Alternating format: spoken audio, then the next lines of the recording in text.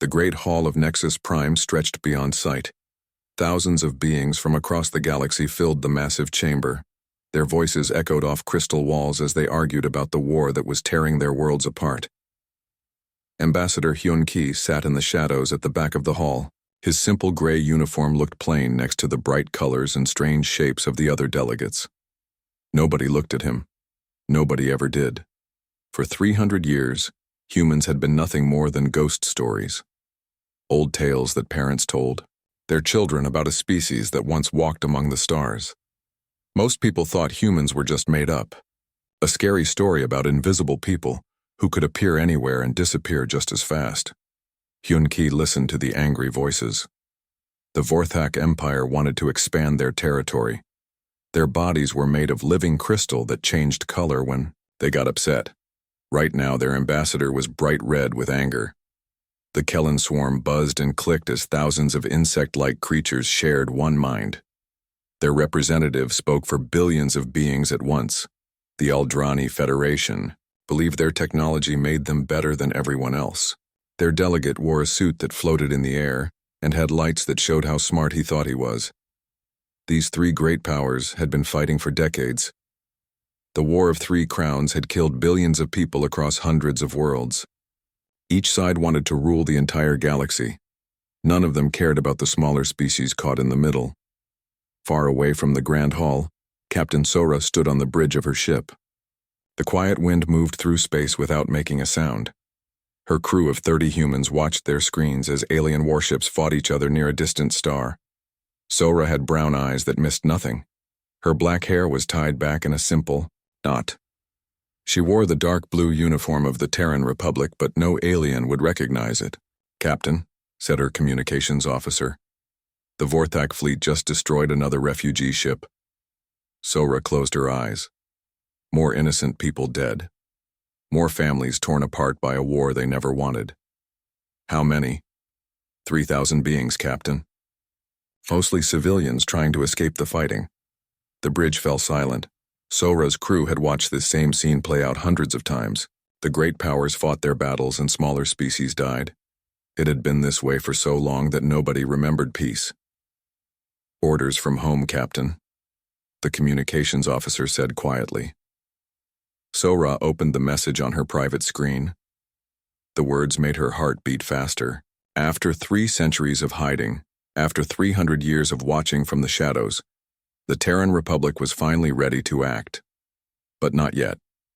Not until the time was right. On the research station called Haven, Dr. Namho brushed dust off an ancient piece of metal. The artifact was small enough to fit in his hand, but it had taken 6 months to dig it out of the ruins. The metal was unlike anything in the known galaxy. It was stronger than Vorthak crystal and more advanced than Aldrani technology. Namho was a small man with gentle hands and thick glasses. He had spent his whole life studying the past. Other scientists laughed at him because he believed in humans. They called his work a waste of time. How could he prove that a myth was real? But this piece of metal was proof. Namho ran his fingers over symbols carved into its surface. The writing was old, older than any known civilization. His computer had been trying to translate the symbols for weeks. Finally, it found a match in the ancient databases. The symbols spelled out one word: Terra. Namho's hands shook as he held the artifact. This was not just any piece of old metal.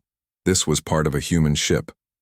A real human ship that had traveled between the stars when the current galactic powers were still learning to make fire. He tried to tell other scientists about his discovery. They laughed at him. Dr. Kim Soo from the University of Stars said, "Humans were just stories." Professor Lee Wan from the Galactic Institute called Namho crazy. Even his own students started to doubt him. But Namho knew the truth. Humans were real. They had built great ships and traveled to distant worlds. They had been a major power in the galaxy long before anyone else reached the stars. The question was not whether humans had existed. The question was, what had happened to them? Back in the council hall on Nexus Prime, the arguing continued. The Vorthak ambassador was now purple with rage.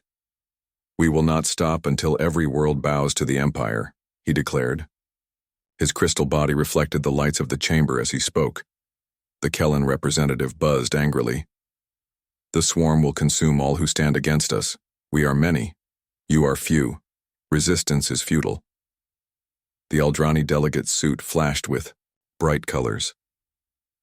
Your primitive thinking will be your downfall. Our technology will crush both your empires. The Federation will bring order to this galaxy. Ambassador Hyun-Ki watched all of this with sad eyes. He knew things the others did not. He knew about the secret human colonies scattered across the galaxy. Small groups of people living quiet lives on distant worlds, trying to stay hidden from the great powers. Most humans lived on Earth and the other Terran Republic worlds, far from the fighting. But some had chosen to live among the aliens, always careful never to reveal what they really were. Now the Vorthak Empire was changing its strategy. Instead of just fighting the other great powers, they had decided to wipe out all the smaller species. They called it cleaning the galaxy. They said that lesser beings had no right to exist. This morning, Hyun-Ki had received terrible news. Vorthak forces had attacked 3 worlds where human colonies lived. Thousands of his people were dead. More attacks were planned. The Empire had found some of the hidden human settlements and was hunting for the rest. The other great powers did nothing to stop the killing. The Kellen swarm was too busy with their own war. The Aldrani Federation said it was not their problem. The smaller species had no way to defend themselves. For 3 centuries, humanity had stayed hidden. They had watched the galaxy grow and change. They had seen great civilizations rise and fall. They had seen wars that destroyed entire star systems. Through it all, they had remained in the shadows, helping when they could but never revealing themselves. The time for hiding was ending. Hyun-Ki stood up from his chair in the back of the Great Hall. Around him, aliens continued to argue about territory and power. None of them noticed the quiet human walking toward the exit. None of them knew that everything was about to change. As Hyun-Ki left the chamber, he activated a small device hidden in his sleeve. The signal traveled instantly across the galaxy, reaching every human ship, every human world, every human hiding among the stars. It was a simple message, but it would shake the foundations of galactic civilization. The message said, "The ghosts are coming home." Admiral Dong-Su stood in the command center of Terra Prime, the hidden capital of the Terran Republic. The massive underground city had been built inside a hollow asteroid, far from any known trade routes. For 300 years, it had been humanity's greatest secret. Now it was about to become the center of the most dangerous operation in human history. The admiral was a tall woman with silver hair and steady hands. She had spent 40 years preparing for this moment. Around her, hundreds of officers worked at glowing screens, coordinating with human ships across the galaxy. Operation Lazarus was beginning. "All ghost fleets report ready, Admiral," said Commander Park Min, her second-in-command. Dong-Su nodded. "Begin Phase 1. It's time to show the galaxy that legends can be real." Light years away, Lieutenant Commander Bo Young checked her weapons one last time. Her ship, the Indomitable, hung invisible in space near the Kepler system. Advanced stealth technology made her frigate completely hidden from alien sensors. Through her view screen, she could see a terrible sight. 50 Kellen refugee ships were trying to escape from Vorthak forces. The insect-like beings had packed their families into old cargo vessels. They were slow and had no weapons. Behind them, a Vorthak battle fleet was closing in fast. The crystal aliens wanted to destroy every Kellen they could find. "Ma'am," said her navigation officer, "the refugees won't make it to the jump point. The Vorthak ships are too fast." Bo Young had been watching alien conflicts for years. She had orders never to interfere, never to reveal herself. But today was different. Today, humanity was stepping out of the shadows. "All hands, prepare for combat," she announced to her crew. "We're about to make first contact with the galaxy. Try not to disappoint our ancestors." The bridge crew smiled. They had trained for this moment their entire lives. Human military doctrine was unlike anything the galaxy had ever seen. While aliens focused on big guns and heavy armor, humans had perfected the art of appearing where enemies least expected them. Bo Young's ship shimmered back into normal space directly between the refugees and their attackers. The Vorthak fleet stopped in confusion. Their sensors had detected nothing, and suddenly a strange ship had appeared from nowhere. "Unknown vessel," came an angry transmission from the Vorthak commander. "You are interfering with Imperial business. Identify yourself or be destroyed." Bo Young smiled. "This is Lieutenant Commander Bo Young of the Terran Republic Navy. You are attacking innocent civilians. Stand down immediately." The alien commander's laughter echoed across all frequencies. "Terran Republic. Humans are just stories, fool. Whatever species you are, you will die with the insects." The Vorthak ships opened fire. Their crystal weapons shot beams of pure energy that could melt through any known armor. But the beams passed right through empty space. The human ship had vanished again. Bo Young's vessel reappeared behind the Vorthak fleet. Her weapons were different from anything aliens had seen. Instead of energy beams or explosive missiles, human weapons fired concentrated gravity waves. The first Vorthak ship simply crumpled like paper. Its crystal hull collapsed in on itself until nothing remained but a tiny sphere of compressed matter. The alien fleet turned to face this impossible enemy, but the human ship was already gone. It appeared on their left flank, destroyed another vessel, and vanished before they could respond. Then it struck from above. Then from below. The Vorthak commander realized he was not fighting a ship. He was fighting a ghost that could be anywhere, at any time. "Retreat," he ordered his remaining vessels. "All ships, full withdrawal." As the Vorthak fleet fled, Bo Young's ship appeared one final time. This time it stayed visible. The Kellen refugees could see their savior clearly. It was sleek and dark, covered in strange symbols. Unlike the blocky alien vessels, this ship looked like it had been grown rather than built. "Attention refugee convoy," Bo Young transmitted. "You are safe. Proceed to your destination. If anyone asks who helped you, tell them the humans have returned." The Kellen fleet leader's voice was filled with wonder. "But humans are just legends, old stories." "Not anymore," Bo Young replied. Then her ship faded back into stealth mode and disappeared. Deep beneath Terra Prime, engineer Wu Jin walked through the massive caverns that housed the Ghost Fleet. For 3 centuries, these ships had waited in darkness. Now lights were coming, on throughout the underground harbor. Thousands of vessels, each one controlled by advanced artificial intelligence, were awakening. Wu Jin was a genius at building things. His thick glasses reflected the glow of status displays as ship after ship reported ready for service. These automated vessels were humanity's insurance policy. If the worst happened, if every human died, the Ghost Fleet would continue to protect the innocent species of the galaxy. "Status report," he called to his team of technicians. "All systems green, sir," replied his assistant. "The AIs are running final diagnostics now. Estimated time to full readiness, 6 hours. Wu Jin nodded. The artificial minds controlling these ships were more advanced than anything aliens had created. Each AI could think and react faster than any biological being. Together, they formed a network of pure tactical intelligence that could coordinate attacks across entire star systems. News of the Kepler incident spread across the galaxy faster than light. On Vorthak Prime, military advisors struggled to explain how their fleet had been defeated by a single unknown ship. On Kellen, the hive mind buzzed with excitement about their mysterious saviors.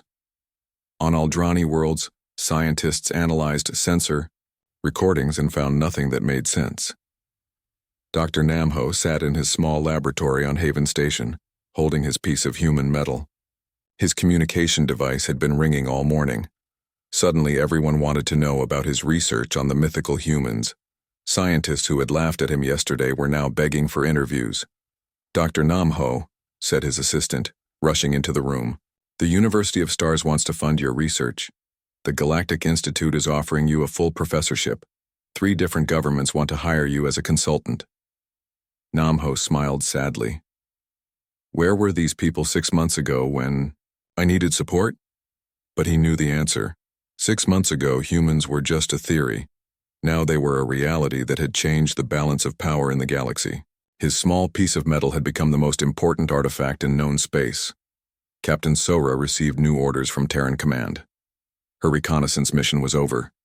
The Quiet Wind was ordered to return to human space immediately.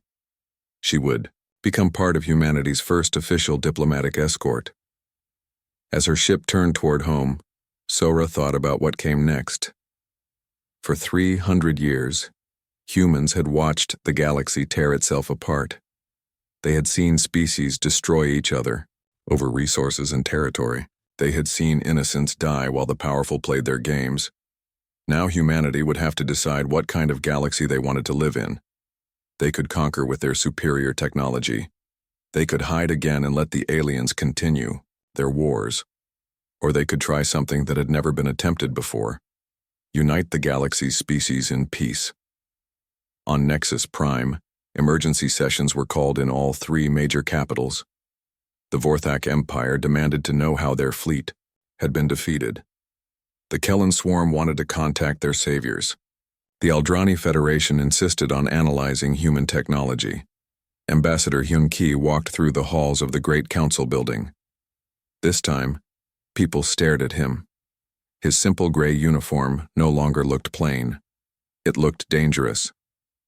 "Aliens," whispered as he passed, wondering if he was really human or just another species trying to look like the legendary beings. For the first time in centuries, humanity had revealed itself to the galaxy.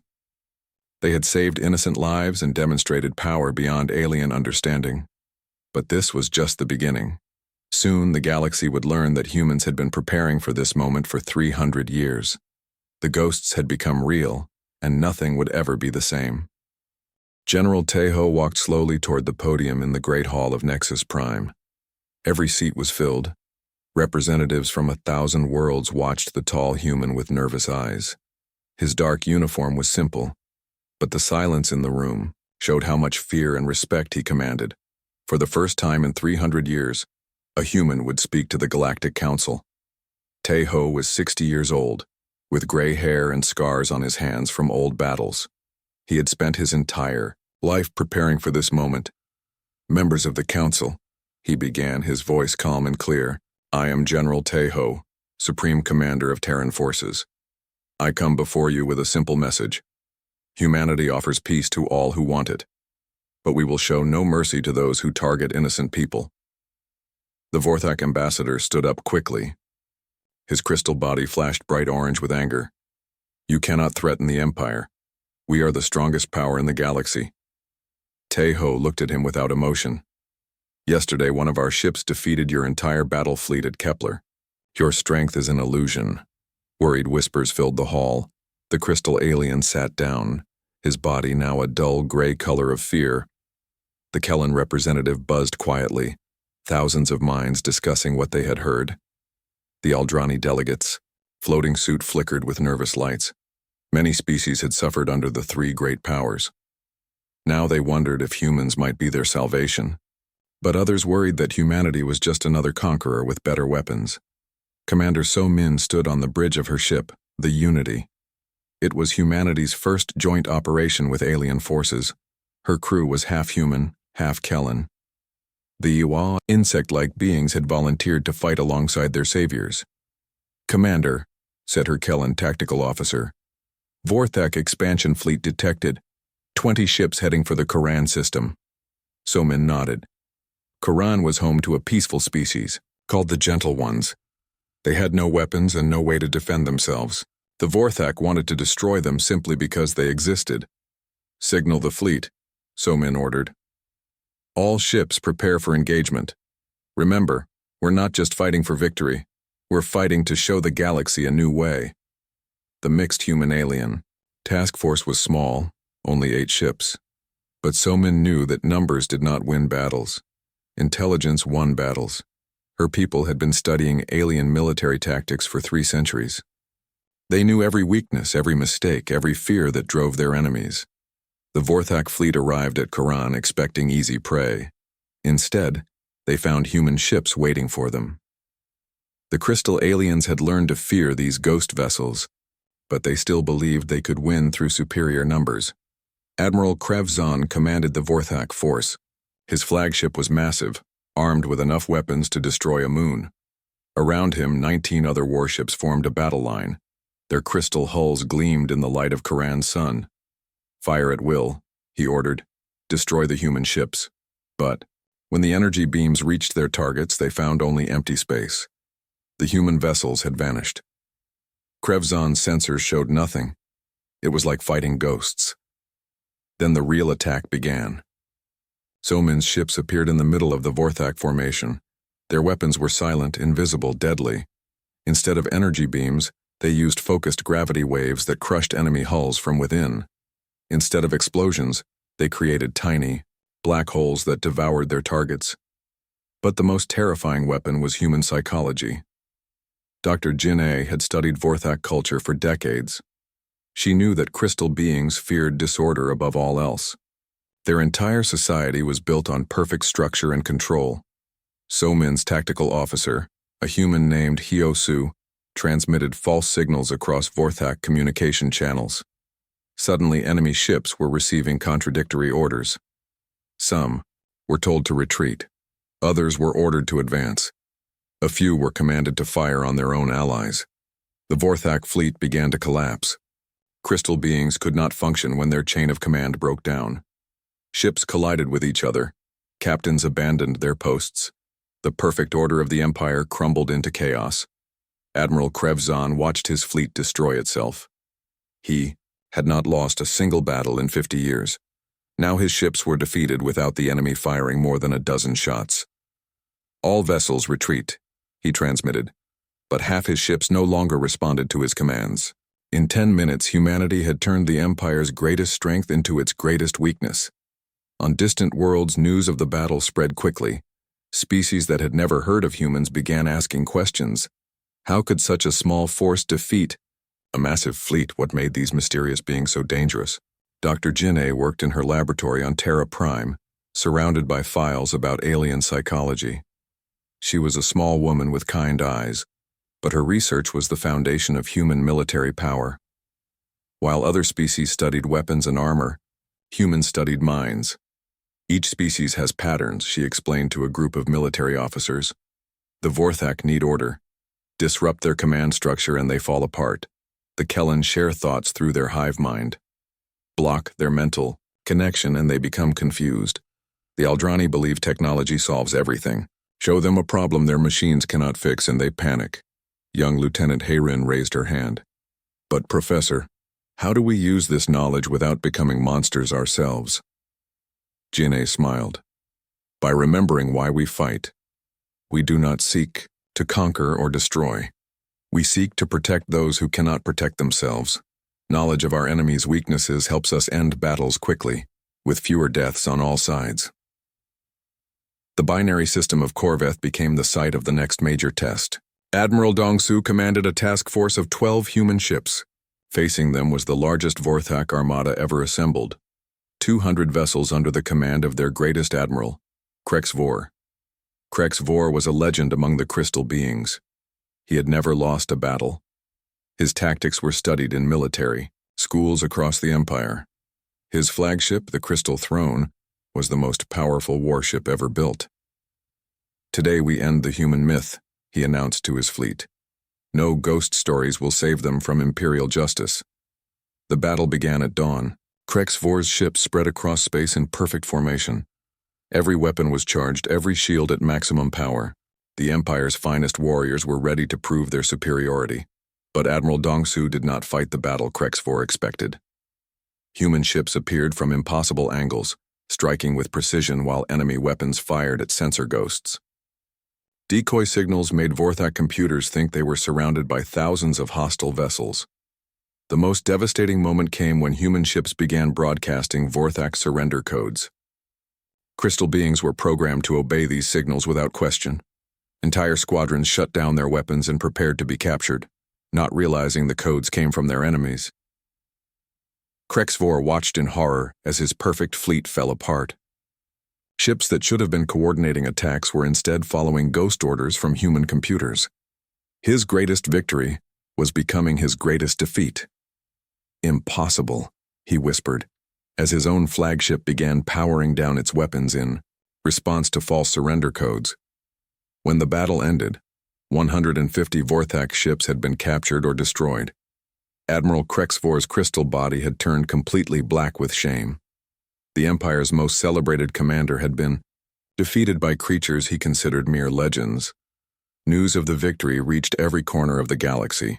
Species that had been planning to side with the great powers suddenly began requesting human protection. The balance of galactic politics had shifted overnight.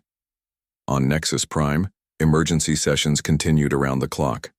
The three powers faced a terrifying truth. They were no longer the strongest forces in the galaxy. Somewhere in the darkness between stars, humans had been preparing for war while everyone else was fighting it. The ghosts had become real, and they were winning. Captain Jawan stood before a wall of solid rock deep inside an asteroid. To any alien scanner, this was just empty space, but when he pressed his hand against a hidden panel, the wall dissolved like morning mist. Behind it lay humanity's greatest secret, a fully operational military base that had been hidden for 200 years. Lazarus Protocol activated, his communications officer announced. All hidden installations are coming online. Across the galaxy, similar scenes were happening. On dead worlds, massive doors opened in the ground. In empty asteroid fields, entire fleets shimmered into visibility. Near alien trade routes, weapons platforms that had slept for centuries began powering up their systems. For 300 years, humanity had been building, hiding, preparing. While the galaxy fought over territory, humans had been placing their pieces on a much larger game board. Now the true scope of their preparation was being revealed. Colonel Yunji adjusted her stealth suit one final time. Her mission was simple but dangerous. Infiltrate the Vorthak command ship Eternal Glory and gather intelligence about the Empire's military plans. If she was caught, it would mean war between humanity and the most powerful force in the galaxy. But Yunji was not worried. She was part of an elite unit that had been training for this exact mission for 20 years. More importantly, she was not going in alone. Human operatives had been living among alien populations for generations, slowly building networks of allies and information sources. The Eternal Glory was a massive crystal ship that served as a mobile command center for Vorthak forces. Its hull was transparent, allowing outsiders to see the perfect order within. Thousands of crystal beings worked at their stations, coordinating military operations across dozens of star systems. Yunji's infiltration suit bent light around her body, making her completely invisible. She had studied Vorthak security procedures for years. She knew their guard rotations, their scanner frequencies, their emergency protocols. Most importantly, she knew their blind spots. Moving through the ship was like walking through a living jewel. Crystal corridors reflected rainbow light from the walls. But Yunji was not here to admire alien architecture. She made her way to the command center where Admiral Krexvor was planning his next campaign. What she heard made her blood run cold. The Vorthak Empire was not just trying to expand their territory. They were planning to exterminate every non-crystal species in the galaxy. Files on the Admiral's desk showed target lists with billions of names. The Empire called it the Purification Protocol. Yunji recorded everything she could find: star charts showing planned attack routes, troop deployment schedules, lists of worlds marked for destruction. Most terrifying of all, she found evidence that other human colonies had been discovered. The Empire knew about at least 50 hidden settlements. As she prepared to leave, alarms began sounding throughout the ship. Her stealth suit had been detected by new Vorthak scanning technology. Crystal guards were already moving to surround her position, but Yunji smiled. This was exactly what she had expected. Human intelligence had known about the new scanners for months. Her mission was not really about gathering information. It was about sending a message. She pressed a button on her suit.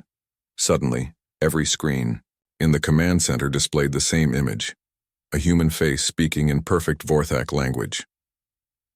"People of the Empire," the recorded message said, "you have been lied to by your leaders.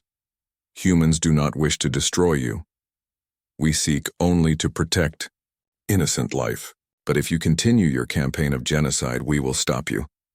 Throughout the ship, crystal beings stared at the impossible sight. Somehow humans had penetrated their most secure vessel and taken control of their communication systems. If they could do this, what else were they capable of? Yunji activated her emergency transport device.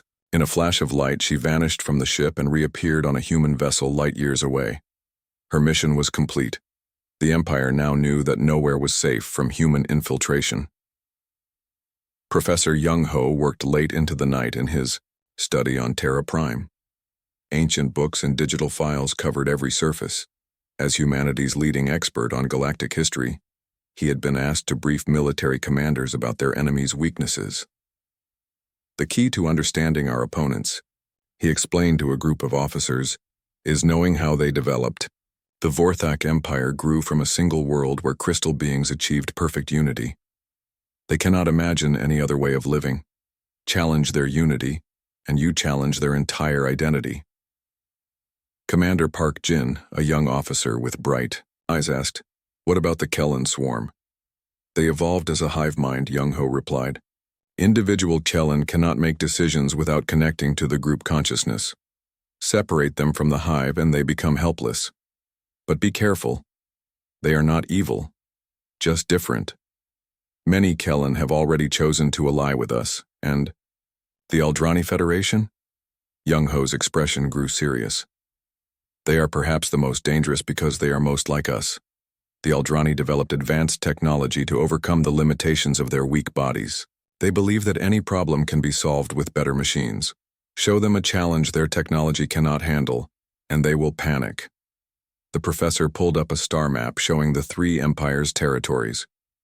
"But here is what none of them understand. While they were developing in isolation, we were studying all of them. We know their histories, their cultures, their fears. They know nothing about us except legends." The massive battle for Titan's Gate began 3 days later. The industrial world was crucial to all three empires. Its factories produced weapons and ships for whoever controlled it. The Vorthak, Kellen, and Aldrani had been fighting over it for 2 years. Admiral Bora commanded humanity's largest fleet yet deployed.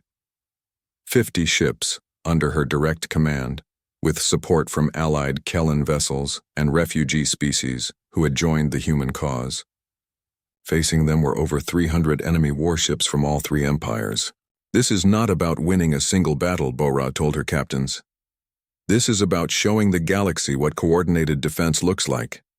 Today we prove that unity is stronger than conquest." The battle began when Vorthak crystal ships opened fire on Aldrani positions. The Federation responded with automated drones that swarmed like angry insects. Kellen forces buzzed between both fleets trying to find targets of opportunity. Into this chaos came Bora's human fleet, but they did not attack any single enemy. Instead, they began coordinating defensive positions around civilian areas. Human ships placed themselves between alien weapons and refugee camps. They used their advanced shields to protect industrial workers who were trying to evacuate. The sight was unlike anything the galaxy had seen. Instead of joining the battle for conquest, humans were fighting to minimize civilian casualties. Their ships took damage protecting alien families they had never met. Then the Ghost Fleet arrived. The sky above Titan's Gate suddenly filled with thousands of ships. Each vessel was controlled by artificial intelligence that could react faster than any biological being. They moved in perfect coordination, like a school of metal fish swimming through space. The automated human fleet did not attack the alien warships. Instead, they began jamming communications, disrupting weapon systems, and creating interference patterns that made accurate targeting impossible. The three-way battle dissolved into confusion as ships lost contact with their commanders. Admiral Krexvor found his crystal fleet scattered across the system. His ships were receiving conflicting orders from the Ghost Fleet's electronic warfare systems. Some Vorthak vessels thought they were under attack by their own allies. Others believed they had received orders to retreat. The Kellen hive mind connection was disrupted by human signal jammers. Individual challenge ships found themselves cut off from group consciousness for the first time in their lives. They drifted helplessly, unable to function without guidance from the swarm. Aldrani ships, dependent on their advanced computers, discovered that human AI systems were superior. Their targeting computers showed false readings. Their navigation systems led them in circles. Their communication networks carried virus programs that turned their own technology against them. In less than an hour, the largest space battle in galactic history had become the most one-sided defeat. 300 alien warships fled in panic. From 50 human vessels and their artificial intelligence support, Commander Hyo-jin, captain of the destroyer Swift Arrow, watched the enemy fleet's retreat. Her ship had not fired a single shot during the entire engagement. Human victory had come through superior technology, coordination, and psychological warfare. "Ma'am," her communications officer reported, "we're receiving surrender requests from 47 alien vessels. They want to know our terms." Hyo-jin smiled. "Tell them our terms are simple. Stop attacking innocent people, and we'll stop demonstrating why that's a bad idea." News of the Titan's Gate victory spread across the galaxy, faster than light. Species that had never considered humans a major power suddenly began requesting emergency peace talks. The three great empires, faced with technology they could not understand and tactics they could not counter, had to acknowledge a new reality. Humanity was not just another species with advanced weapons. They were strategic thinkers who had spent centuries preparing for this exact situation. Though Ambassador Hyun-ki walked through the crystal gardens of Terra Luna, humanity's diplomatic station. Representatives from 50 species had come to negotiate the Grand Armistice. For the first time in galactic history, a peace treaty would include every major power. The gardens were beautiful, filled with plants from 1,000 worlds. Vorthak crystal flowers sang in harmonic frequencies. Kellen flower insects buzzed between rainbow petals. Aldrani biomechanical trees grew in perfect geometric patterns, and scattered among them were simple earth roses, their quiet beauty standing out among the alien displays. "The terms are simple," Hyun-ki explained to the gathered delegates. "All attacks on civilian populations must stop immediately. Military conflicts must be resolved through negotiation, not destruction. Any species that chooses aggression over peace will face the combined response of all treaty members." Most representatives nodded in agreement. The galaxy had seen enough of human military power to know that resistance was pointless, but in the back of the hall, Vorthak War Master Grextau sat silent and unmoving. His crystal body was dark with rage.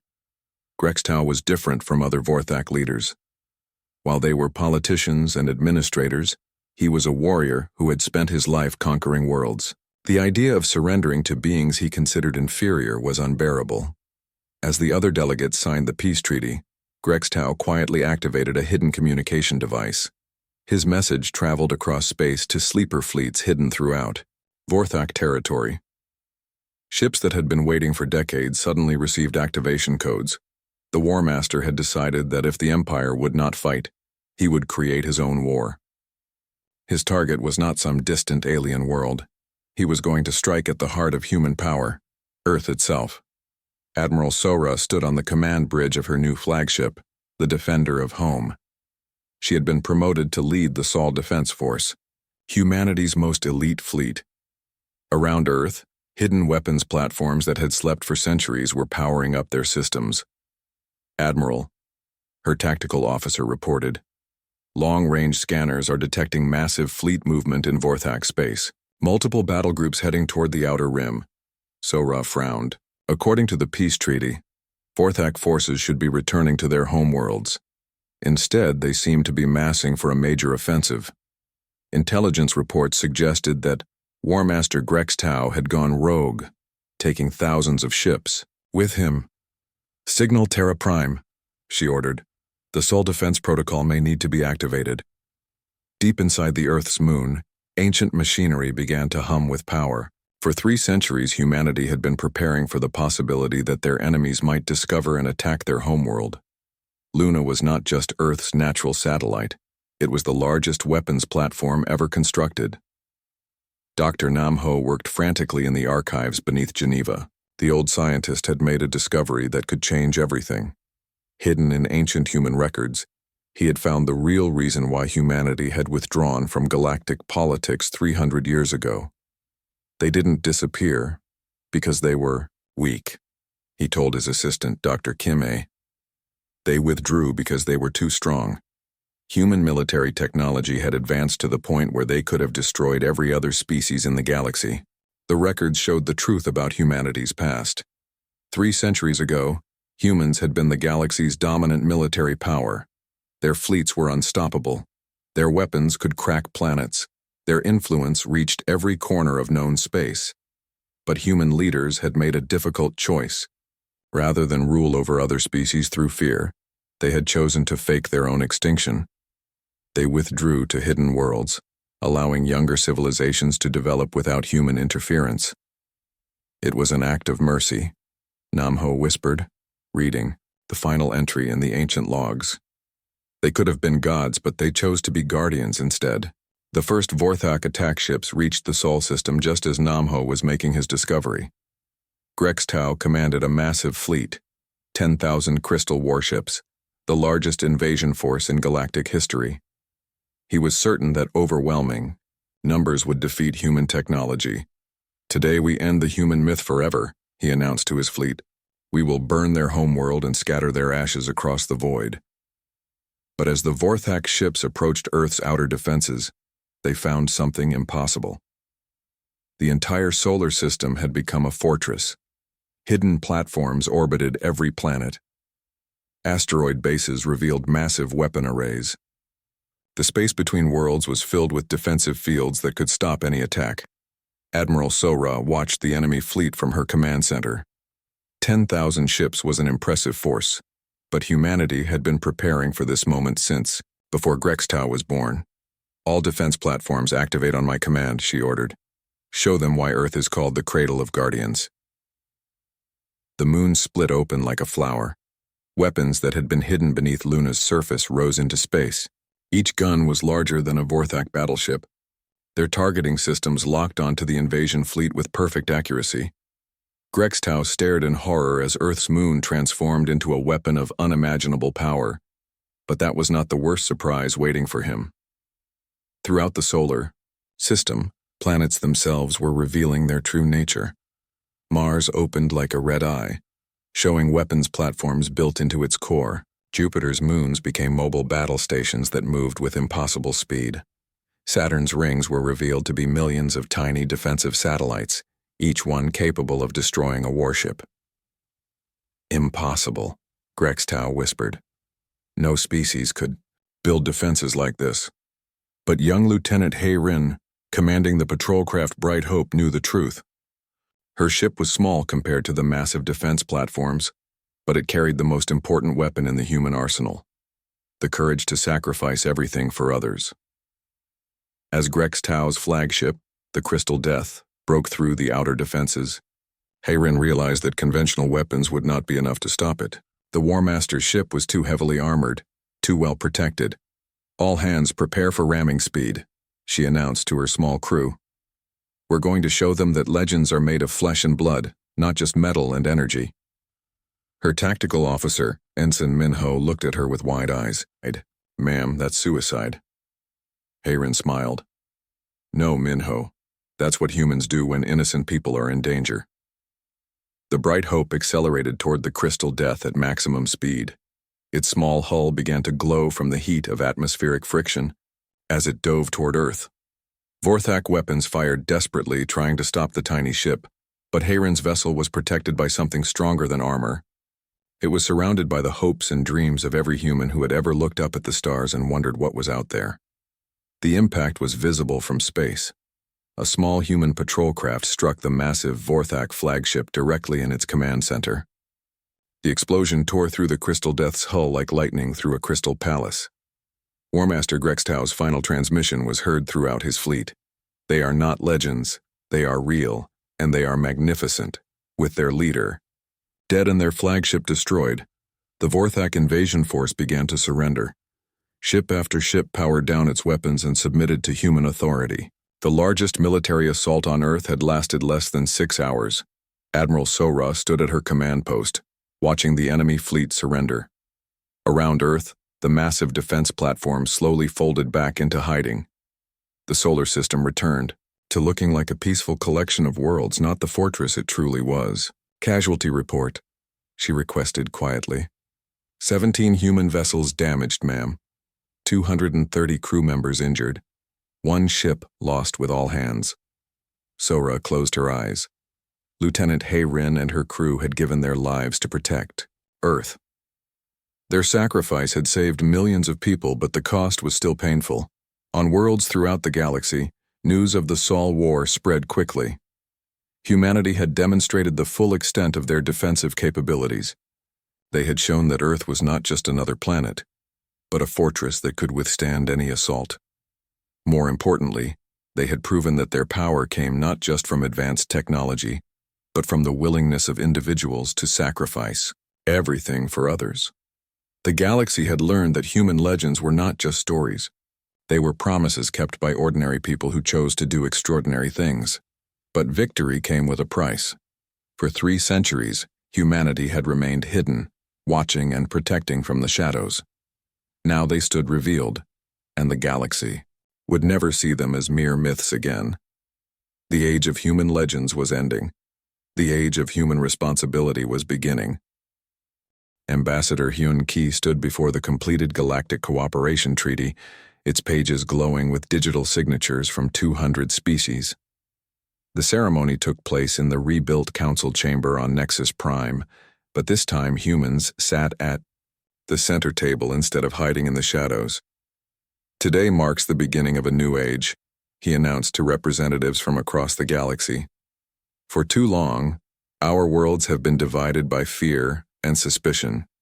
Today we choose unity over conquest, cooperation over conflict.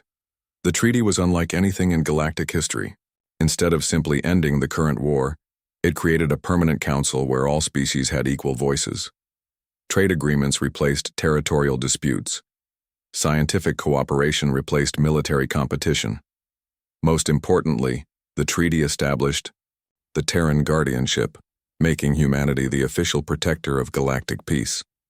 Captain Wu Jin adjusted his environmental suit as he prepared for humanity's first mission beyond the galactic rim. His ship, the Far Horizon, was equipped with the most advanced exploration technology ever built. Behind him, a crew of humans and aliens worked together to prepare for a journey into the unknown. Long-range sensors are detecting something massive, reported his science officer, Dr. Li Na. Artificial structures, Captain. Someone built cities in the space between galaxies. Wu Jin nodded grimly. For months, human scouts had been detecting strange signals from the dark regions beyond known space. The patterns suggested intelligence, but not any kind of life the galaxy had ever encountered. Whatever built those structures, he said quietly, it's bigger than anything we've faced before. The exploration mission was humanity's answer to a terrifying possibility. During their 3 centuries of hiding, human scientists had occasionally detected signs of activity in the vast emptiness between galaxies. Something was out there watching and waiting. Humanity's withdrawal from galactic politics had been motivated not just by mercy, but by the knowledge that greater threats existed. Admiral Dong Su worked tirelessly to integrate human military advisors into alien fleets. The process was challenging because it required species that had been enemies for centuries to trust each other completely. The key to our success, she explained to a group of mixed species commanders, is not superior firepower. It's superior coordination. When 50 different species work together, they become stronger than any single empire. The training sessions were remarkable to watch. Vorthak crystal beings learned to accept orders from Kellen hive minds. Aldrani technology specialists shared their knowledge with species they had once considered primitive. Human officers served as translators, not just of languages, but of entire ways of thinking. Commander Park Min, now serving as director of the Galactic Defense Academy, watched young beings from dozens of worlds learning to fight together. 6 months ago, these species were trying to destroy each other, she told her aide. Now they're preparing to defend the galaxy as one unified force. Dr. Yunji's research station orbited a dead world at the galaxy's edge, where ancient ruins held clues about the universe's deepest mysteries. Her team of xenoarchaeologists had made discoveries that challenged everything the galaxy thought it knew about history. These ruins are older than any known civilization, she reported to the Terran Science Council. But the beings who built them had technology that makes our own look primitive. And according to these records, they didn't die out naturally. They were destroyed by something that came from outside our galaxy. The implications were terrifying. If ancient civilizations with godlike power had been wiped out by external threats, what chance did the current galaxy have? But the records also contained hope. The ancient builders had left behind warnings and defensive plans for future civilizations to discover. They knew this would happen again, Yunji concluded. They left instructions for how to defend against the threat. But it requires every species in the galaxy working together. General Tejo addressed the combined fleets of 200 species gathered near the galactic core. The massive formation included everything from tiny scout ships to planet-sized battle stations. Never in history had so many different beings cooperated on such a scale. "We do not know what is coming," he told the assembled fleet commanders, "but we know it will test every alliance, every friendship, every promise we have made to each other. Today we are not Vorthak or Kellen or Aldrani or human. Today we are all guardians of life itself." The fleet began its journey toward the galactic rim, where human sensors had detected the first signs of external invasion. Whatever was coming would find a very different galaxy than the one ancient civilizations had failed to protect. Young Ensign Hyojin stood on the bridge of the integration. Vessel New Harmony, watching stars that represented not boundaries between empires, but waypoints on a shared journey. Her ship's crew included beings from 30 different species, all working toward the same goal. "Ensign," her captain called, "we're receiving a priority transmission from Earth." The message was brief but momentous. Deep space monitors had detected massive structures moving between galaxies, heading toward known space. The external threat that humanity had prepared for was finally arriving. But this time, the galaxy was ready. Species that had spent centuries fighting each other now stood united. Ancient defensive technologies had been restored and improved.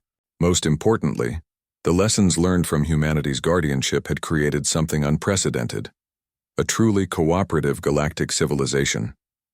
The Terran Republic had stepped out of legend not as conquerors, but as teachers. They had shown other species that strength came not from dominating others, but from protecting them. Unity was more powerful than conquest. Cooperation achieved more than competition. In the archives of Terra Prime, the complete history of humanity's hidden years was finally being revealed. Professor Namho, now Director of Galactic Historical Studies, worked with teams from hundreds of worlds to piece together the true story of the past 3 centuries. The withdrawal was never about hiding, he explained to students gathered from across the galaxy. It was about preparation. While the great empires fought over territory, humans were building defenses against threats none of us could imagine alone. The records showed the incredible scope of human planning. Hidden installations throughout the galaxy. Sleeper agents placed among every major species. Technology development programs focused not on conquest, but on protection. Most remarkably, psychological studies of every known civilization, designed not to exploit weaknesses but to help different species work together. As the external threat approached, representatives from every corner of the galaxy gathered on Earth. The planet that had once been hidden from galactic view was now the center of the greatest alliance in history. Admiral Sora, now Supreme Commander of Galactic Defense Forces, stood in the rebuilt council chamber beneath New York. Around her, beings that had once been mortal enemies planned coordinated strategies against an enemy none of them fully understood. "Our ancestors failed because they fought alone," she told the assembled commanders. "We will succeed because we fight together." The galaxy has finally learned what humanity discovered long ago. Legends are not made by individual heroes. They are made by ordinary people who choose to protect something greater than themselves. In the space between galaxies, ancient machines continued their slow journey toward the distant lights of inhabited worlds. They had destroyed civilizations before, confident that divided species could never resist their power. But this time would be different.